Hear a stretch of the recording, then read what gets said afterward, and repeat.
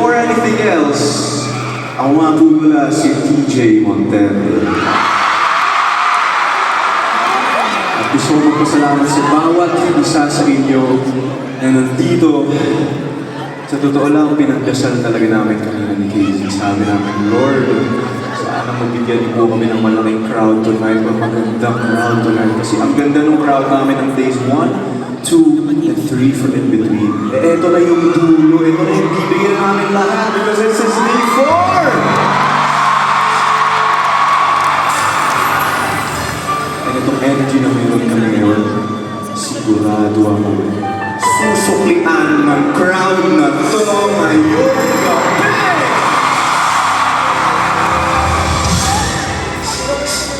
Oh my gosh! Kumusta po kayong lahat dyan sa taas?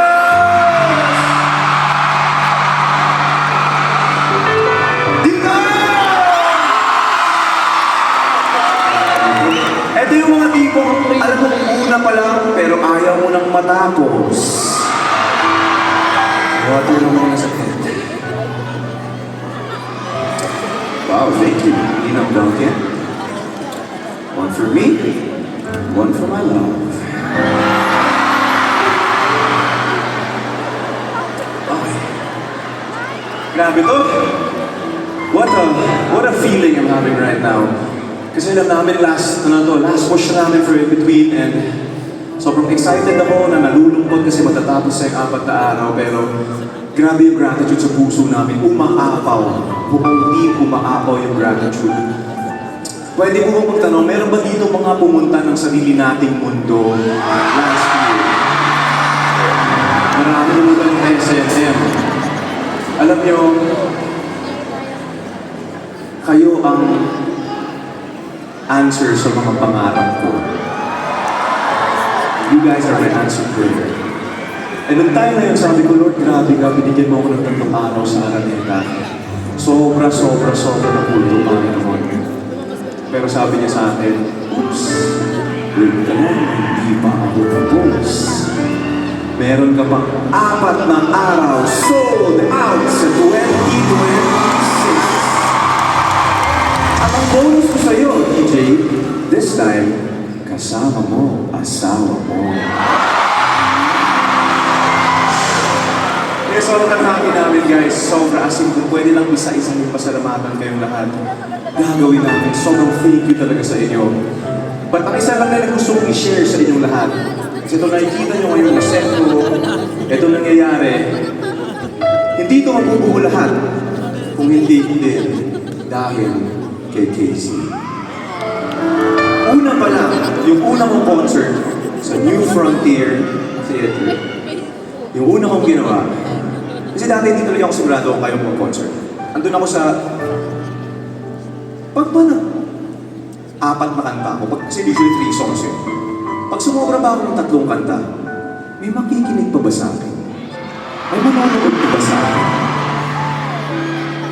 Hindi ko nakita na iba pala yung powers ng mga bituin. Siya yung unang tumulong sa akin, unang nagtiwala sa akin.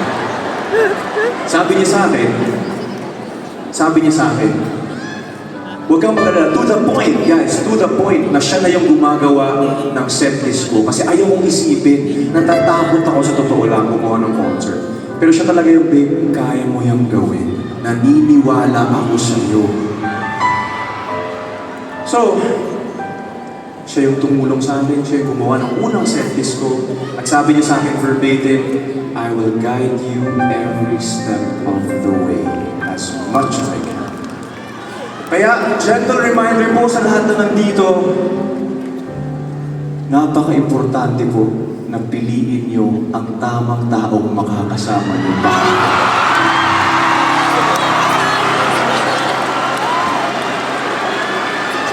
So, itong sunflower na to, ito yung binibigay ko sa kanya pag kailangan ko siya, kailangan niya ako. I wish and I pray na lahat na nandito sa Araneta Coliseum ngayong gabi ay mahanap na nila ang tamang tao para sa kanila. Hindi sila iiwan.